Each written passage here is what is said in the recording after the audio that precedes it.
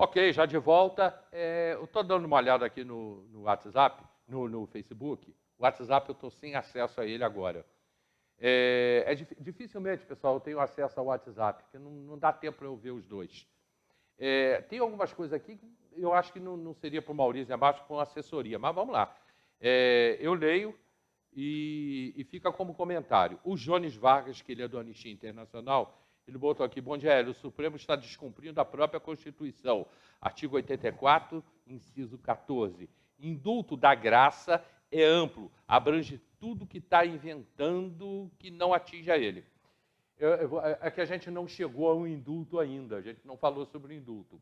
Indulto, graça, indulto da graça, é uma prerrogativa que o presidente tem de dar o indulto, como dá no final do ano, indulto de Natal, indulto do Dia das Mães, enfim. Isso tem mesmo, e é uma prerrogativa do presidente. E, para poder entrar nesse assunto, ele deu um indulto ao Daniel Silveira. E aí ele botou aqui o artigo 84, inciso 14. O presidente pode fazer isso e vale, né? Com certeza, vale. A gente tem que lembrar que isso aconteceu recentemente, por ocasião da presidência do próprio Jair Bolsonaro. Tivemos a presidência do Michel Temer, que concedeu indulto e também foi questionado, em algum momento, sobre a legitimidade e a constitucionalidade daquele decreto exarado por ele. E o próprio Supremo se manifestou dizendo que era totalmente constitucional, e não só. O próprio ministro Alexandre de Moraes se pronuncia de maneira muito categórica, dizendo que é de total alvedrio do presidente a conceder esse decreto, a graça, e principalmente ele fala que os critérios e a abrangência ficam realmente discricionários do presidente. Então, esse foi um dos pronunciamentos. Nós tivemos o Barroso falando de forma favorável também, nós tivemos o próprio Lewandowski falando favoravelmente, e agora nos surpreende que num momento tão importante, tendo ocorrido essa série de nulidades, que se levante novamente um questionamento respondido há pouquíssimo tempo. Não é? Mas o presidente está coberto de constitucionalidade ao praticar esse ato e não deveria efetivamente ter sido questionado por ninguém. Mesmo eleitoralmente, no caso de ter sido punido com 8 anos, será punido ou seria punido com 8 anos, atinge também essa área política ou só a prisão dele? Então, quando a Constituição fala sobre esse instrumento, ele fala que os critérios de não aplicação da pena ficam, mais uma vez, para a atribuição do presidente. E no decreto ele é muito claro. Ele fala que não deve haver nenhum tipo de sanção, inclusive civil, por parte do Daniel Silveira, de forma tal que manteria, melhor dizendo, a condição, os direitos eleitorais do Daniel Silveira. Portanto, ele se manteria elegível. Existe uma discussão sobre os efeitos primários e secundários da condenação. Essa é uma discussão um pouco mais técnica e jurídica, e muitos juristas vão pelo lado de que os efeitos primários da condenação e, portanto, a atribuição da pena propriamente dita, como nesse caso os mais de 8 anos, o decreto serviria para abolir esta parte e não os efeitos secundários que foram aplicados por ocasião do pronunciamento do Supremo e que, portanto, a inelegibilidade se manteria. É uma discussão jurídica, existe essa discussão no meio, mas me parece que com o decreto muito claro, ele, na verdade, limita a ocorrência desse tipo de restrição de maneira absoluta. Portanto, o Daniel estaria efetivamente sem nenhum tipo de... Oi? O dele? Tá. Gente, eu vou continuar, a gente continua conversando aqui com o doutor Maurício, eu tenho outras perguntas para ele, do pessoal de casa, alguns comentários também, sendo que o Marcos está fazendo um comentário aqui que eu acho que é mais para estou com o azul agora, Alex, que é mais para assessoria, mas vamos lá. Troca de microfone comigo, por favor. O Marcos faz um comentário aqui. Eu quero perguntar ao advogado Daniel Silveira qual é a produção legislativa do deputado. Porque ele vai me desculpar, mas o deputado federal recebe um alto salário, vários benesses, e até agora eu não vi nenhuma PL em benefício para o Estado do Rio de Janeiro. Eu não me sinto representado. Isso está sendo um teatro. Qual o nome da pessoa? Marcos Vinícius. Marcos, eu sugiro fortemente que acesse o portal da Transparência na Câmara dos Deputados.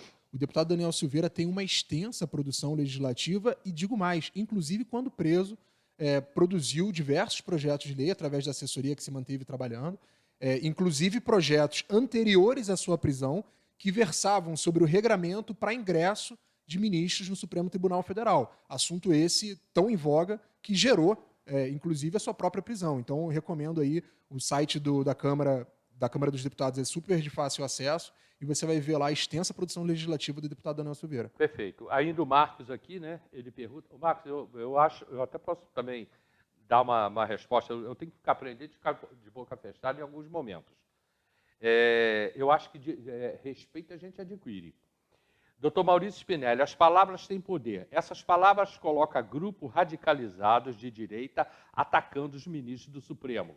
Quero perguntar a você já viu o Instagram do ministro do Supremo, do ministro Barroso, do Supremo? Só gente atacando. Não existe mais respeito à pessoa dele. Eu acho que foi uma consequência e não uma ação, né? Os ministros do Supremo trouxeram para si uma visibilidade, e aí eu arrisco dizer que foi, desde lá da ação penal que tratou do mensalão, vieram trazendo uma notoriedade justamente em função de que a população espera da corte mais alta desse país que tenham ações que sejam legais e que não beneficiem, por exemplo, tantas pessoas que estavam ali na ação penal 540, salvo engano, do mensalão, e que não tiveram condenação alguma. Dali, trouxeram para si uma visibilidade exagerada, que poucos países do mundo, eu arrisco dizer que nenhum país do mundo tem uma visibilidade tão grande em relação aos seus ministros do Supremo, e que aqui isso acabou acontecendo e as pessoas demonstram, como o próprio Alexandre de Moraes se pronunciou dizendo, se você não quiser estar ao escrutínio público, não se coloque ao público. São, no final das contas, em lato sensu, né, são funcionários públicos, estão ali exercendo um papel público e, portanto, as críticas devem sim ser endereçadas, é óbvio, com respeito, sem xingamentos. Eu concordo que existem maneiras e maneiras de fazer isso, mas são pessoas que são pessoas públicas hoje, se pronunciam em nome do Supremo fora do país, falando o que querem, sem nenhum tipo de censura, sem nenhum tipo de limitação.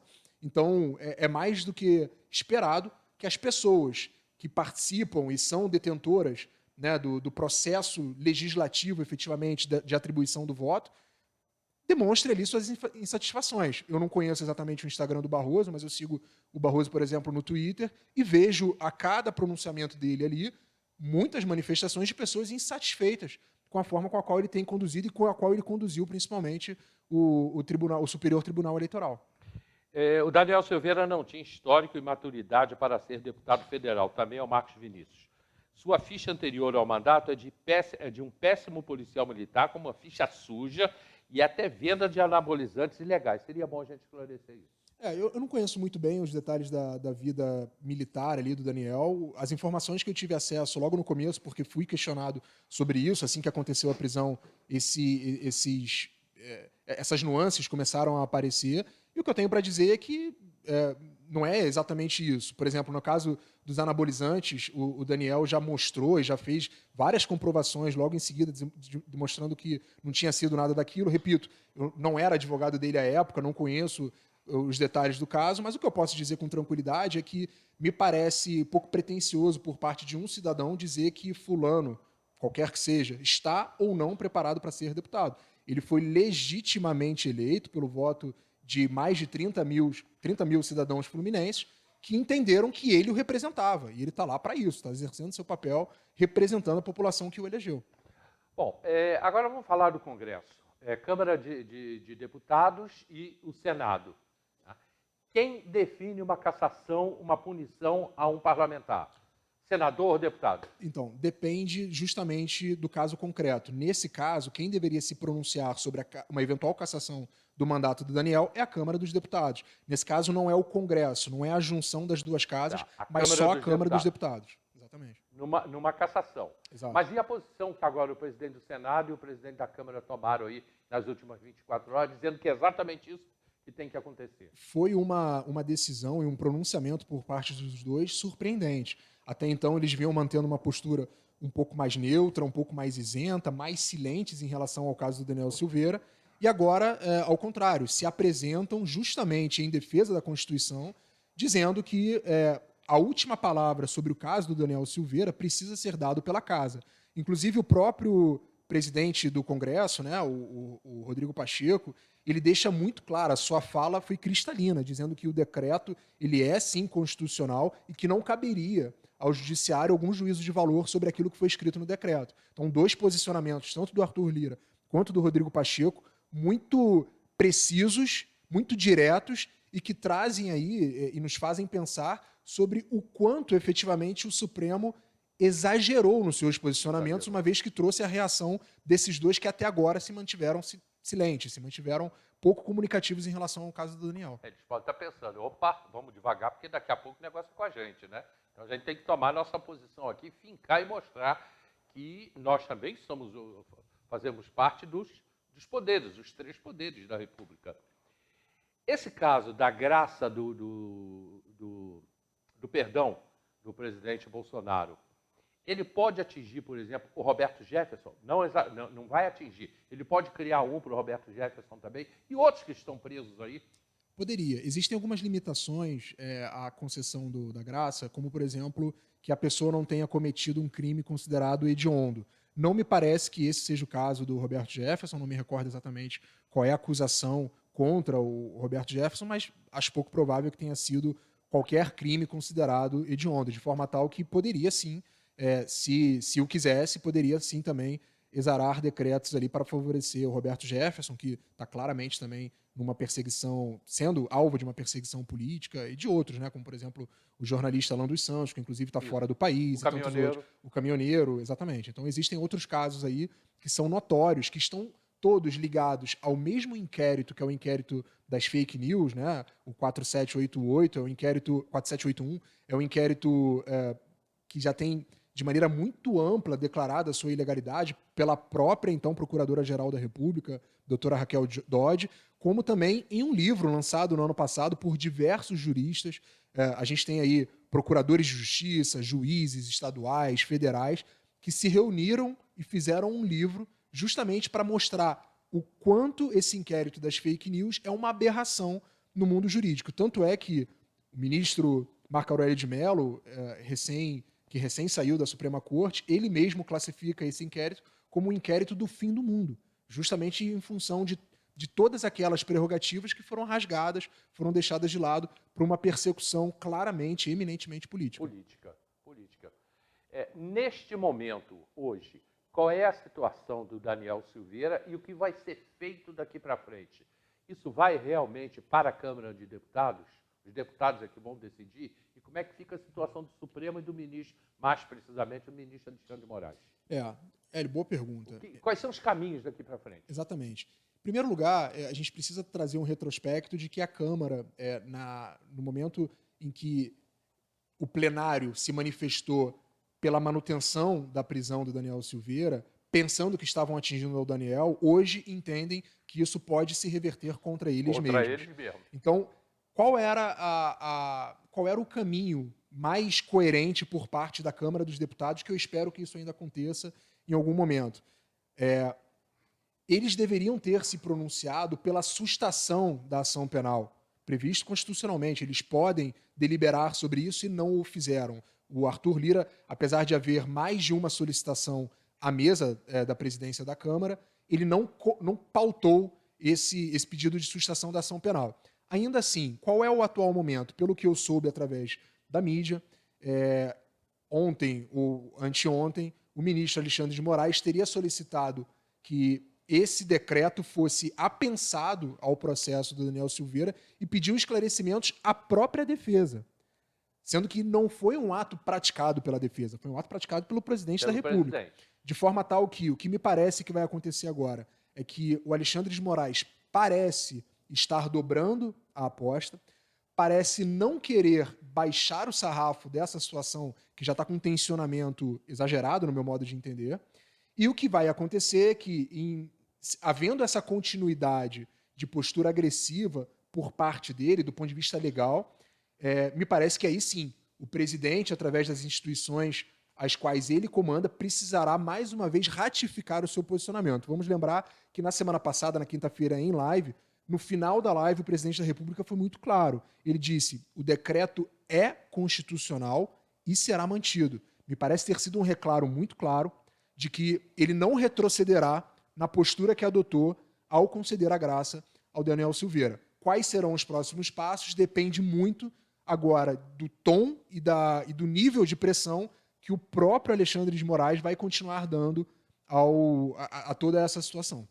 É provável que não haja tempo para até a eleição, até o período eleitoral, isso transitar em julgado. Então, não terminaria.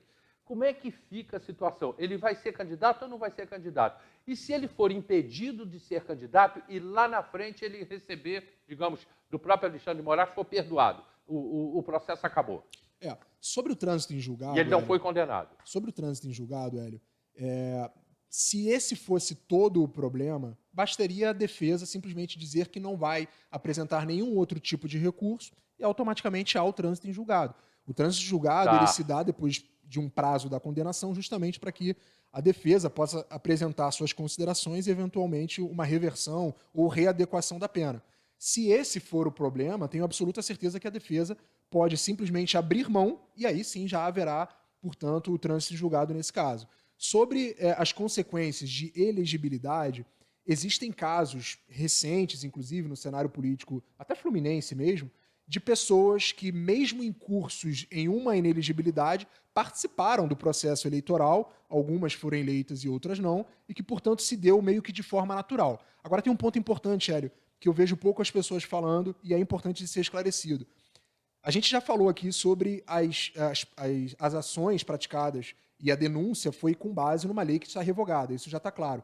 Nenhum daqueles crimes está previsto no rol de crimes que estariam, então, incursos na lei da ficha limpa, que Perfeito. é a lei complementar 135. O que isso quer dizer, Eli, em outra análise? Isso quer dizer que, ainda que tenha havido essa condenação, ele jamais poderia ter sido posto como inelegível, justamente por esse fato. Os crimes não compõem o rol de inelegibilidade da Lei 135, da Lei Complementar 135, que ainda assim foi atribuída essa inelegibilidade quando da sentença, nesse caso do acórdão, apresentado aí pelos ministros da Suprema Corte.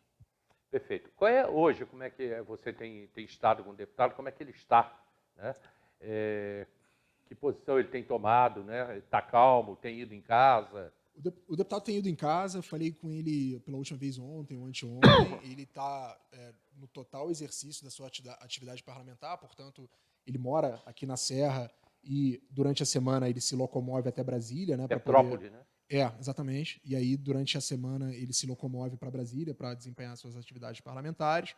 Ele está, obviamente, apreensivo por esse desfecho, uma vez que é a única medida, efetivamente, de justiça a qual ele pode recorrer, uma vez que não há recurso do Supremo. O recurso seria no Supremo, exatamente, que o acusa. Perfeitamente. Então, a única medida de justiça aplicável ao caso seria justamente esse pronunciamento do presidente da República, e foi isso que aconteceu. E agora, passando por esse processo todo aí de questionamento da legalidade por parte desse ato. Então, ele está apreensivo nesse sentido, ele é óbvio que quer dar andamento, inclusive daqui a pouco a gente entra em época eleitoral, ele tem uma pretensão, a princípio, de vir como candidato ou ao Senado ou como deputado federal novamente. Então ele precisa trabalhar, precisa falar com os seus eleitores, precisa rodar o Estado, precisa conversar com as pessoas para também explicar tudo o que aconteceu, inclusive questões como essa que um dos ouvintes apresentou aqui para a gente, e dar prosseguimento na sua carreira política. Né? Esse é o momento do Daniel Silveira, é isso que ele está vendo, muito confiante, o tempo todo. Muitas pessoas teceram críticas ao presidente, né, dizendo que o presidente o havia abandonado. O Daniel nunca expressou esse tipo de opinião, ao contrário, sempre disse que o presidente estava muito próximo e que se mantinha solidário ao caso dele, de forma tal que agora o movimento natural do Daniel Silveira seria realmente passar por essa fase agora, deixar isso para trás, um caso delicado, ele precisou abrir mão de muitas coisas, ficou no total quase 11 meses preso, perdeu o aniversário da filhinha de 4 anos, perdeu o aniversário da filha mais velha de 18, a mãe, que tem problemas de saúde, não pôde ter o acompanhamento do filho em função da restrição de liberdade. Ele quer agora retomar sua vida, retomar seu trânsito político e dar andamento aí às pautas tão importantes que o Brasil precisa. Eu estou em cima da hora, a Cláudia entrou aqui agora com a gente, perguntando se já foi trocada a bateria da tornozeleira, e ela bota aqui, só para avisar, o ato do Executivo não inviabiliza a condenação pelo Supremo. Cláudia Greenberg. Eu não vou ter muito tempo, eu tenho um pouco menos de 3 minutos aqui. O ato que o decreto extingue é a punibilidade. A condenação ela persiste, mas ele não pode ser mais punido pela sentença, mais uma vez, pelo acórdão ali do Supremo. Existe essa diferença bastante importante que precisa ser esclarecida. Em relação à bateria da tornozeleira, o próprio Daniel se pronunciou dizendo que tinha todos os indícios de que a tornozeleira que tinha sido colocada nele conteria um equipamento de escuta e solicitou a troca desse equipamento, troca essa que não ocorreu até agora, de forma tal que me parece ter sido esse o imbróglio aí que fez com que até agora a tornozeleira, por notícias que eu sei, ainda esteja desabilitada. Doutor Maurício Spinelli, um dos advogados do deputado Daniel Silveira, que é daqui de Petrópolis. Muito obrigado pela sua participação. Tem mais questionamentos aqui, mas já não deu tempo, chegou no finalzinho do programa. Muito obrigado pela tua participação. E toda vez que vier a Teresópolis, lembra da gente, vem aqui. Muito prazer. Obrigado pelo convite, eu estou à disposição. Um abraço grande aí a toda a sua audiência. Obrigado, meu irmão. Gente, essa semana foi uma semana assim, política, né? Muito política até agora. Falamos de muita coisa aí com a participação. O Maurício, sai pela cozinha. Falamos aí hoje com o Maurício sobre o caso do Daniel Silveira, falamos aí com o deputado Marcelo Freixo. No programa de amanhã, eu vou estar recebendo aqui uma moça que vem com seu filho, tá? Elaine. Ela vem com o filho. Esse menino está precisando de muita ajuda, muita ajuda. Eu até quero muita ajuda de vocês que estão em casa no programa de amanhã. Muita ajuda mesmo. Eu preciso que vocês assistam o programa, participem do programa, vocês vão ver uma história muito triste, mas que vai ter um final feliz. Deus acima de tudo. Essa história vai ter um final feliz, eu tenho toda certeza. Essa mãe, eles são pastores. Essa mãe vai estar com a gente aqui amanhã no programa. Elaine. E ela vai trazer o garoto. Vocês vão conhecer o menino quando ele chegar aqui. Tá? E esse menino está com problema de saúde e ultrapassa R$100 mil o tratamento dessa criança. Nós vamos estar conversando com ela amanhã. Ela vai contar tudo o que está acontecendo e ele também, a sua experiência, né? O que está acontecendo. Também eu vou ter o Arthur aqui. O Arthur faz um trabalho de turismo muito legal. Também vai trazendo uma exposição de fotografias. Vai ser um papo muito bacana. A gente vai dar uma aliviada na política, então, no programa de amanhã, mas vamos entrar numa área em que eu vou precisar muito de vocês. Vou precisar muito de vocês. R$1 vai fazer a diferença. R$1 vai fazer a diferença. Preciso muito de vocês no programa amanhã. Tá bom? Muito obrigado a todos vocês pelo programa de hoje. Amanhã a gente está de volta, se Deus quiser, e Ele há de querer com toda certeza. Tchau, pessoal!